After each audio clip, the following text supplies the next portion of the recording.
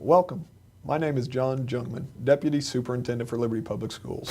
Thank you so much for taking the time to join me today. I'm going to give a brief update of the state of the district that I thought might provide you with a little insight into the past of Liberty Public Schools, our present situation, and where we're headed in the future. I'm going to cover a lot of information in a short amount of time. However, the slides I hope that you will see will point to some important data that will help us drive decision making in the future. So stay tuned, and if you have any questions, please feel free to call or email at the end after you've viewed, and we can dig into more information if necessary. As I start, I'd like to think about our past. As I've just come into the Liberty Public School system, I've learned a lot about the rich tradition that exists. Liberty Public Schools is high performing, and no one could ever argue with that data.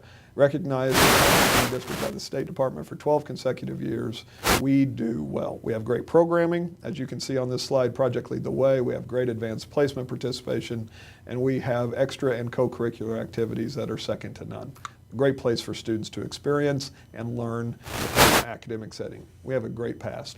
We also have a great challenge in our enrollment growth, and our community support has helped overcome that challenge and will continue to in the future. We're one of the fastest growing districts in the state and are projected to continue with that.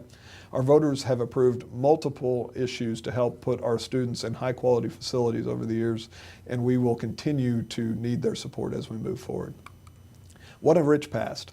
How about our present? When I came into the system, I was also asked to evaluate our performance, give us a snapshot of how Liberty is doing, because we are not satisfied with status quo, is what I was told by Mr. Brewer and the Board of Education, and I learned that from the system, that they really want to be high performing. So how do we compare versus our peers and versus the best school districts in the state of Missouri? As I did that, I created a peer group with the help of some resources in central office. Christopher Hand and the assessment team helped me identify these 8 districts: Blue Springs, Kearney, Ladue, Lee Summit, Lindbergh, Park Hill, Parkway, and Rockwood as our peer districts, because it's important that we just not compare ourselves to state averages, but to districts that are more like us. 4 of these districts lie near us, 4 of these districts lie in the greater St. Louis area, and most of them have similar demographics. Here's what I would tell you that I learned about these systems to make sure that we were comparing. We have similar enrollment, or we have differences in enrollment that range from 3,600 to 22,000, so we vary in size. However, by the state of Missouri standards, we're all large school districts. Where we are very similar is our free and reduced rates are anywhere from 11% to 29%. Liberty falls right in the middle at 20.3%. And one of the major reasons that we as a system cannot just compare ourselves to state averages is that Liberty Public Schools do not look like the state averages if we looked at state average data. And that impacts our student performance. And one of those main predictors is our free and reduced rate, which is a rate of poverty within your system. If you looked at the state of Missouri and the high performing districts in the state of Missouri during the last school year, there was over 250 identified. The average free and reduced rate for those 250 districts was over 38%. That is nearly double Liberty Public Schools' free and reduced rate. That has a significant impact on students as they enter those schools as compared to students as they enter our schools. Do we have issues and students in need? Yes, we do. Are we anywhere near as compared to the state needs? We are not. That puts us at a distinct advantage when it comes to student performance and our students becoming more equipped. Also, another element that is important to note is our diversity. You see the last 5 columns on this slide show that Liberty Public Schools have some diversity, not a great deal. We're a fairly homogeneous population as compared to our peer groups and as compared to the state. A homogeneous population is typically easier to educate and provides another advantage. However, it does provide some disadvantages of just the experiences that our students are not able to have because of a not very diverse population. So those 2 elements help you understand why this peer group looks a lot like us and why the state really does not look like us and why we shouldn't just be comparing ourselves to state averages. As compared to those state averages, like I've said, we do very well. We give 21 state exams annually. In 2012, on those 21 exams that range from 3rd grade all the way up to your senior year, we scored above state average on 20 of 21 tests. However, when we took those same 21 tests and we compared those to our peer groups, our average drop, or our performance in comparison dropped significantly. We were above the we were below the peer group average on 18 of those same 21 exams. which tells us that other districts that are much like us are performing a little higher. Now, some of those are just fractions of a point, some of those are some large gaps, but bottom line is we are capable of performing at a higher, and we have to be a system focused on continuous improvement. A couple specific examples that aren't on state assessments but really lend to where we're performing as compared to peers are ACT. Our ACT composite was below the peer group average, and we scored and we actually tested fewer kids last year. Now, we are going to test almost all of our kids this year. However, we know the immediate consequence of that is that our composite score will drop on average. Our challenge is to get that score back up immediately and competing with our peers. Another piece, we are below graduation rate as compared to our peers. Our graduation rate is just over 90%. Our peer group's average is over 93%. The impact on our system, just so you know, if we are at 90% graduation rate, is approximately 80 to 85 dropouts. That are a lot of students not walking across the stage and getting that first step into life accomplished. So we have to do a better job of getting more of our kids across the stage. Once again, we're well above state averages. However, as compared to our peers, we can do a little better. What about our peers and how they compare to the top 10 districts in Missouri? Are we competing with the best? The good news is our peer district is a great representation of the best school districts in the state of Missouri, and we are in that. If you put all of our scores into one overall index, Liberty would have ranked 19th out of the top 200 size school districts in the state of Missouri, so top 10%. Our peer districts, 5 of those peer districts lie in the top 5%. So we have the ability to compete with the best, and will continue to do so. We are outperforming one of our peer districts in culmination, but several of them are outperforming us. So we will continue to strive to move up that list and take care of our students. The important thing for us to note is that students' performance and success is not just about a standardized test score. This is a piece of the puzzle. It is not the entire puzzle. The opportunities that we offer and the things that we do outside of our core academics are very important for our kids, and we will need to continue to do those things as they are a huge benefit for our students. The financial reality of our system is a second aspect. I looked at student performance, and then I looked at our current financial reality. As I looked at that, I think it's important that you understand some basic facts. We spend $129 million this year. We are bringing in $127 million. Our projected deficit is around $2 million. We actually think we're going to be able to perform much better and pull that deficit down, resulting in a fund balance that falls somewhere around 16% by the end of the year. It's important for you to know that we need to maintain that fund balance and not spend that down because that is just cash flow protection for a district. If we go much lower than that, we will be in a situation where we have to borrow money to make payroll at different points in the year, which is not a place where a district wants to be. So where does our money go? That $129 million really gets lumped out into these categories. The majority is people. 4 out of every 5 operational dollars pays a teacher, a support staff, or an administrator. $92 million goes into funding our staff. Purchase services and materials and supplies make up the other $1 out of the the other 20%, if you would say, out of the operational budget. That includes utilities, contracted services, fuel, food, technology, all of the pieces that make the system run. In addition to that, you have the facilities acquisition component. We have a amount of debt that is about $10 million in payment on our debt service annually. We also have some lease purchase payments to pay off some additional debt. As we've grown at a rapid pace, we've been forced to borrow significant amounts of money to build the buildings. We also have a small annual maintenance budget of $1.6 million. So you add those all up and you see that $14 million of our $129 million budget is basically built or spent on the facilities that we have in place and paying off our debt. Moving forward, how do we compare to our peers? It's important for us to understand our peer districts.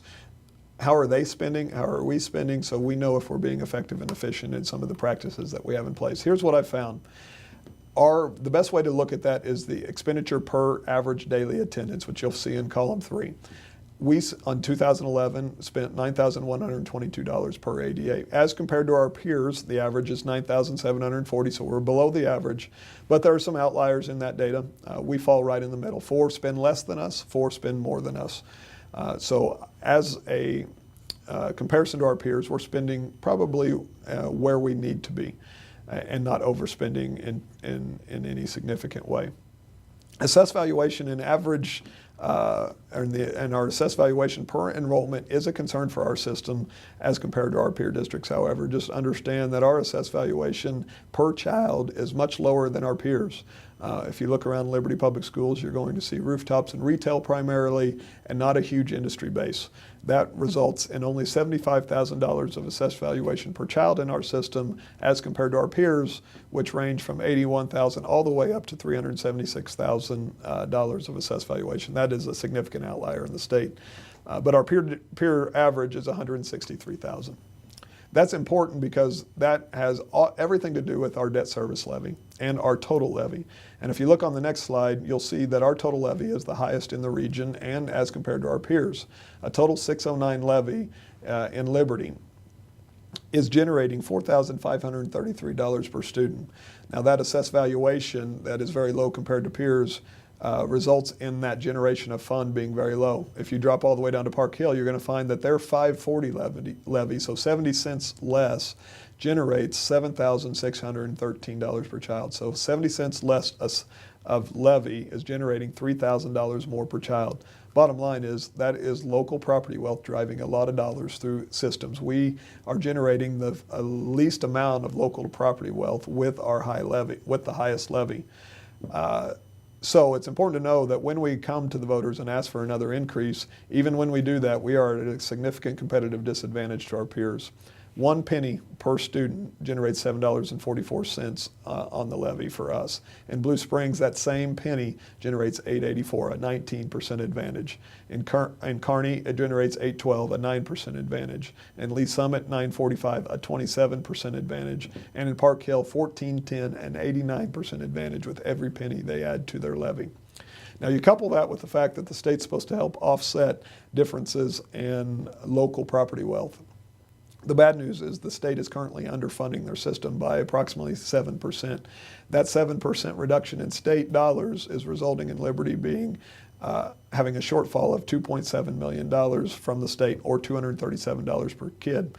Now, if you compare to our peers, once again, since they don't depend as much on state revenue because they have a higher local tax base, their cut from the state is less per child. So that is kind of a double whammy for Liberty Public Schools. We have a low assessed valuation, which means we have to tax our patrons at a much higher rate to provide the same equitable services.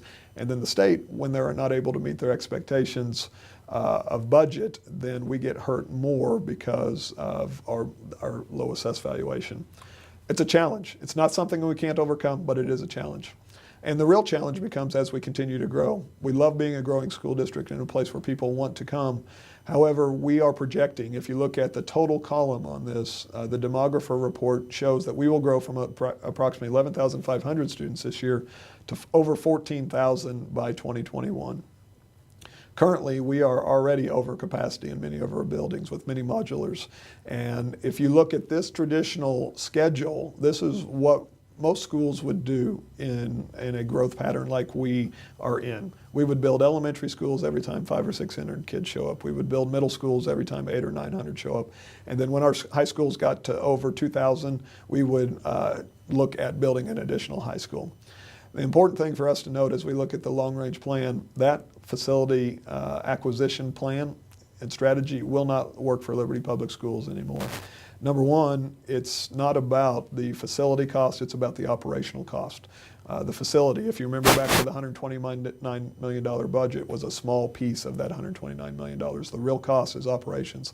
To fill those schools with the number of people that it would take necessary and to continue to roll our schedules and take care of those people will be a significant drain on the system. And I'm going to show you what that looks like. 2 specific slides that kind of project out what the future would look like in spending and taking care of our people are coming up. So here it is.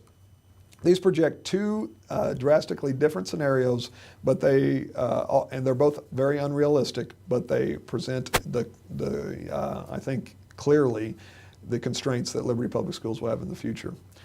This gives you 3 years of data, FY14, FY15, and then projected out to FY21. You see student enrollment at the top. This slide pretends that Liberty Public Schools is going to become the most efficient school system in the history of probably the state of Missouri, maybe the United States. Our employee count, as we grow by almost 3,000 kids, is remaining constant, as you see. This is not achievable. However, it does present you with the kind of the constraints we have. So if we just took care of the people that we had and assumed these things, that the state's going to continue to fund our kids on the same basis that they're currently funding, give us more money for every kid that comes in, but not get us up to the full funding rate. If we assume that our local economy will grow by 2%, if we assume that we will roll the current schedule and take care of the benefits that we have for our employees, and we assume that all other costs are going to inflate by an approximate of 2%. Not adding one person from FY14 to FY21, we would see a fund balance decrease from projected in FY14 of around 14% down to 11% in FY21. So that is not achievable. Number one, we can't drop fund balance. Number two, we will not be able to do the work to educate 3,000 more kids without any new staff members. We have to grow differently. But we will need additional revenue in the future, and we will have to think strategically about what that revenue is spent on. Because this is the other picture. If we do business the way we've done business in the past, if we assume that we are, instead of going to hold our employee count constant, we're going to grow our employee count at the same ratio to students that we have in the past. In our current system, we have 7.49 kids per employee. That includes every cook, custodian, bus driver, para, teacher, faculty member, administrator, everybody in the system. If we grew to 14,392 and kept that constant, we would grow by nearly 400 employees over those 8 years. The cost of doing the exact same thing that I talked about in the previous slide, assuming that 2% growth, assuming that the economy is going to grow by 2%, assuming the assessed valuation of our system grows by the same rate, assuming that the state continues to fund at the same rate, we would need an additional $3.05 tax levy to buy the system that we have now in just operations to fund that growth of employees. That is unachievable. That is not something that we could make happen for our students, and that's not something we could even ask our taxpayers to consider. Bottom line is we will have to drive efficiency into our system at a rapid rate, and we have to begin that work now. As we look forward, the levy requirements for the system in that projection are not only operating in debt service and capital, are not only operating, they are debt service and capital. And the important thing to know about this slide is that we could build the buildings because debt service and capital are inexpensive, once again, in the big scheme of things. It's all around operational. So you'll see the debt service and capital change over the years to build the buildings is relatively small. However, the operating levy change is the main issue. So we have to work hard on finding ways to increase our efficiencies in operations so that we can afford to have a system that's sustainable into the future.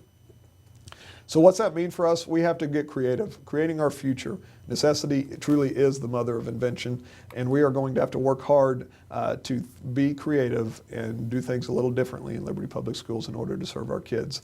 I truly believe that we have enough talent and resources to do anything we want. We don't have enough talent and resources to do everything we want. We have to create a list of priorities, focus our efforts and our resources in these areas as we move forward if we are to be successful. So as we move forward and think about how we use our resources differently, there are 3 mission critical focus areas: inspire, invest, and innovate. We have to continue to inspire our kids and our teachers to do innovative things. We have to make sure that they leave our schools inspired to impact the world and have a bright future. That will require us to do things differently. We will have to inspire our community to try new strategies, to understand that time and space may use differently, that we may innovate in the areas of technology in ways that we've never done before. We have to continue to invest in our faculty and staff. We cannot choose to freeze the schedule as a permanent solution to these financial constraints and challenges. If we do not attract, develop, and retain high-quality people in this system, that will have devastating effects on Liberty Public Schools. Innovation has to happen not only in the classroom, but it also has to happen in facilities. So we have to innovate and use technology differently to meet our kids' needs, but we also have to innovate in how we build and think about facility usage in the future. We cannot continue to build the same amount of square footage per learner as we have in the past. We will have to move forward and find more effective ways so that we can drive every dollar that we can into operational expenditures so that we can help meet the needs of our kids. So we have to think differently about space, time, and our technology.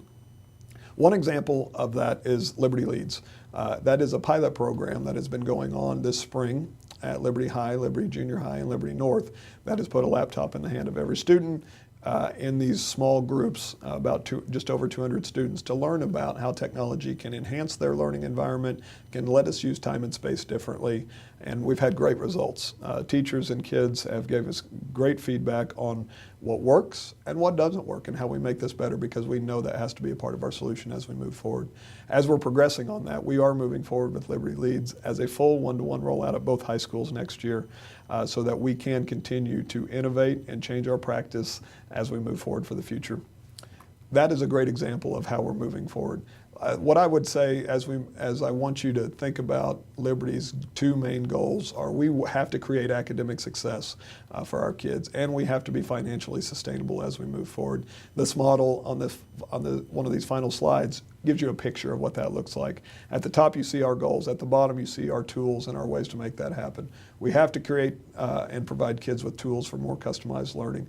We have to do community partnerships in new ways and stretch our boundaries outside of the walls of our schools. We have to come up with a sustainable staffing model. The staffing model that we have in place is unsustainable. There is no way to fund it into the future. We have to think differently about using our people in order to meet our kids' needs.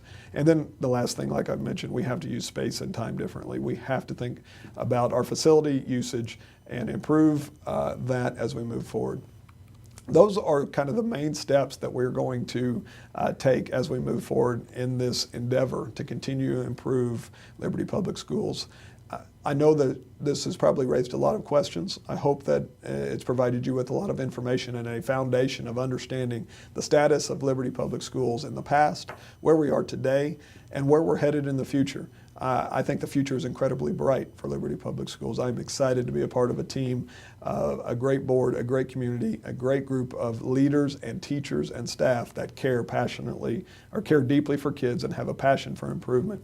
We will be required to move and change rapidly in the years to come, which will cause undoubtedly some uncomfort in the system. However, that is what is required for us to continue to provide the quality education for our kids as we move forward and create a sustainable system that will take Liberty above and beyond our peers in the future. Thanks so much for giving me your time, spending a little time watching this today. If you have questions, please feel free to email or call, and I would be glad to sit down and chat in more detail. Thanks so much. Have a great day.